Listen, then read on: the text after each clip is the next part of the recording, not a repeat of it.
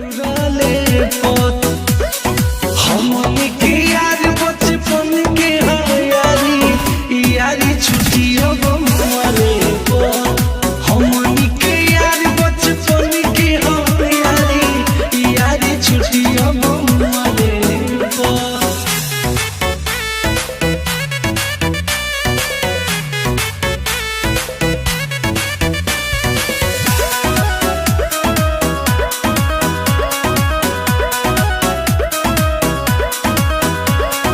अखियों में तोहर नजारा